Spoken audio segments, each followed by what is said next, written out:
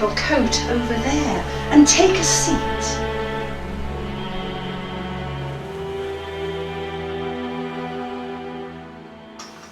I've made tea. We'll make a start on your portrait today. I've just been putting the finishing touches to a portrait of a dear friend of mine.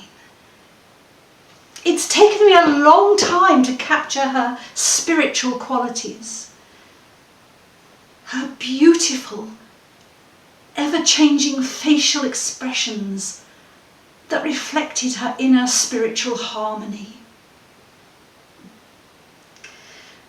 She was unique. Sarah Louisa Blomfield, Lady Blomfield.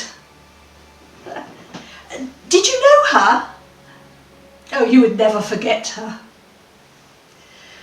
It was difficult, though, to imagine from her early days that she was destined for such great works.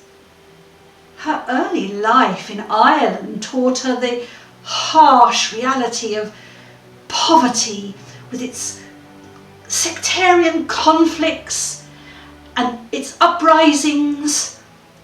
Oh, it was by no means a happy or secure time for her. And her own parents' conflict of loyalties, which resulted in her mother bringing her to England, planted a seed. The deep religious rifts inspired a passionate desire within her to seek spiritual meaning to life. She couldn't abide religious intolerance, intensively sensitive to the sufferings of her fellow human beings.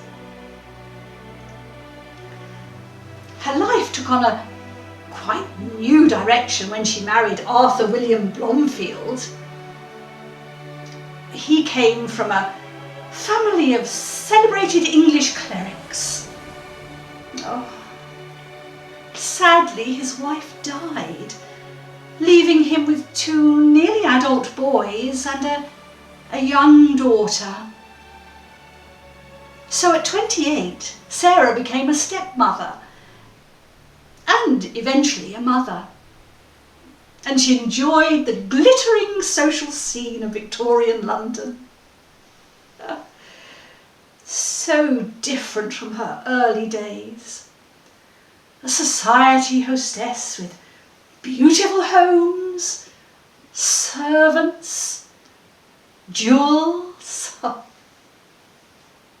But even then she was different. She used to climb the stairs each evening to the nursery to say prayers with her children. Oh, and the jewels. Oh, many of those were sold later to benefit one or other of her philanthropical causes. You see, she was a woman of great courage. Oh, she was not afraid of causing concern by sticking to her principles. Not even if it meant that she was disagreeing with the church. She couldn't accept, for instance, that God would punish a sinner forever. There had to be some means of salvation.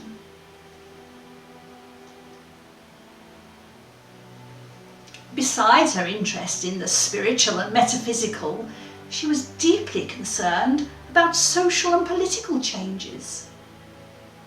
She was a sympathiser for the campaign for the rights of women to vote.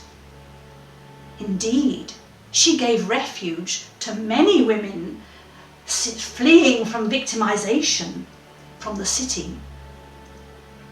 Oh, she didn't like acts of militancy or vandalism though, but neither did she like the harsh treatment of the government, well, such as the force feeding in the prisons.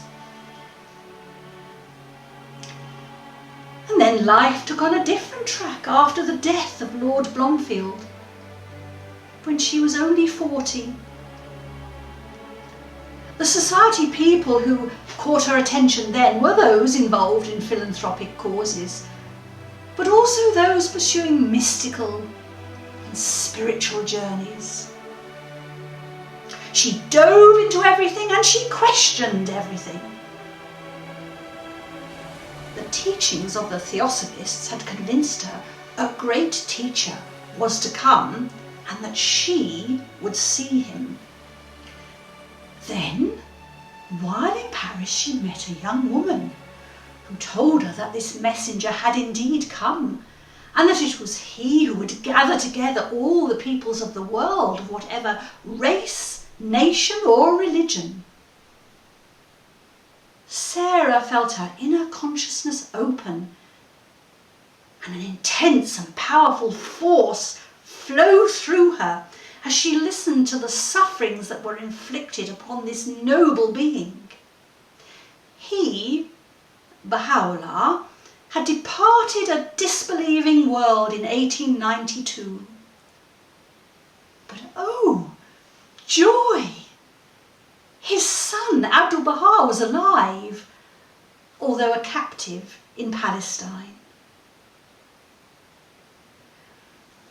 After all these years of searching, Sarah knew she had arrived. Her greatest desire was to share this wonderful message. Here in Britain, a small band of followers, Baha'is they called themselves, they started arranging meetings for interested parties, and they welcomed visitors from all around the world who were passing through London having visited Abdu'l-Baha. Because of his understanding of his father's teachings and his noble and saintly life, he was known as the Master. The Baha'is longed to meet him, and after his release, they even hoped he would make the journey to England. And he came.